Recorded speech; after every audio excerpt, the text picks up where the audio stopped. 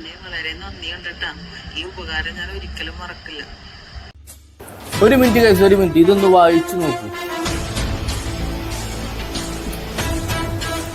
ഇന്നത്തെ നമ്മുടെ 10 സെക്കൻഡ് ചാലഞ്ചിൽ ഒരു ചേച്ചി മെസ്സേജ് ചെയ്തിരിക്കുകയാണ്. ചേട്ടാ, എൻ്റെ അമ്മ അതീവ ഗുരുതരാവസ്ഥയിൽ ഹോസ്പിറ്റലിൽ അഡ്മിറ്റ് ആണ്.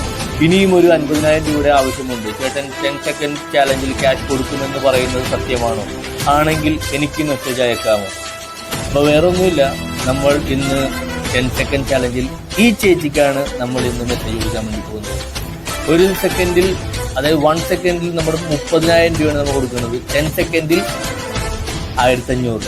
അങ്ങനെ ഞാൻ ഹായ് വിടാൻ വേണ്ടി പോവാണ് ഗൈസ്. HAI. യെസ് ചേച്ചി ഗൈസ്. അങ്ങനെ ചേച്ചിയാണ് ഇന്നത്തെ നമ്മുടെ വിന്നർ.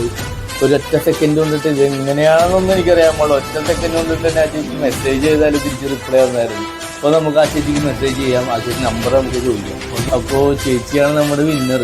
ആ നമ്പർ ഒന്ന് ചേച്ചിയുടെ ഒന്ന് അടച്ചിടാവും ഗൈസ്. അങ്ങനെ നമ്മൾ വോയിസ് വിട്ടിട്ടുണ്ട്. ചേച്ചിയുടെ നമ്പർ വന്നിട്ടുണ്ട്.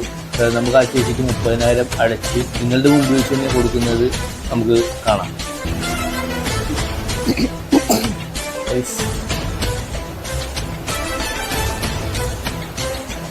യെസ്, അങ്ങനെ നമ്മ 30,000 രൂപ ചേച്ചിക്ക് അടിച്ചു കൊടുത്തിട്ടുണ്ട്. ഇതാണ് ആ ചേച്ചി.